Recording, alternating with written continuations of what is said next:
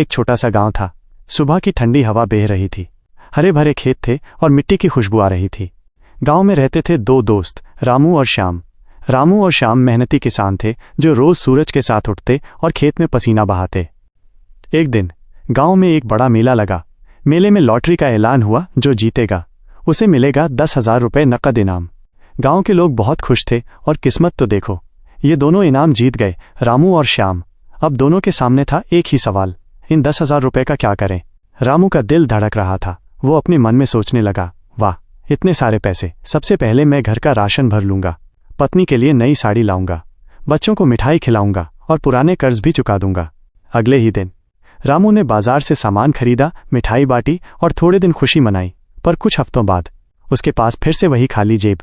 रामू खुश तो था, लेकिन उसने ये नहीं सोचा कि इन पैसों को और ज्यादा पैसा कैसे बनाया जाए। हर बार की तरह पैसा आया और चला गया। वहीं श्याम इनाम लेने के बाद चुपचाप बैठ गया।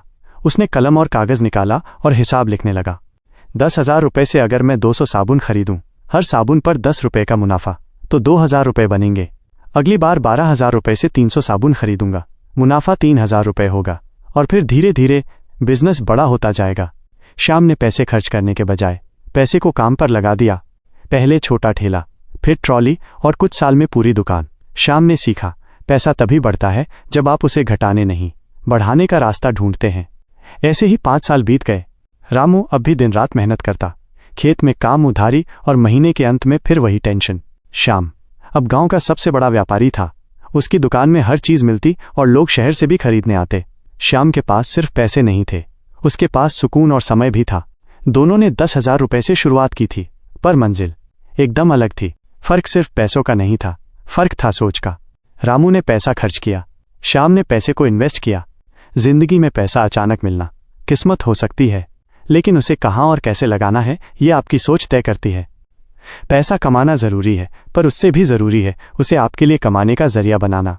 रामू मेहनत का गुलाम था, श्याम सोच का मालिक था। दोस्तों, अगर आज आपको 10,000 रुपये मिल जाए तो आप रामू की तरह खर्च करेंगे या श्याम की तरह इन्वेस्टमेंट? कमेंट में अपनी राय बताइए, और अगर इस कहानी ने आपको सोचने पर मजबूर किया तो लाइक और सब्सक्राइब जरूर करें।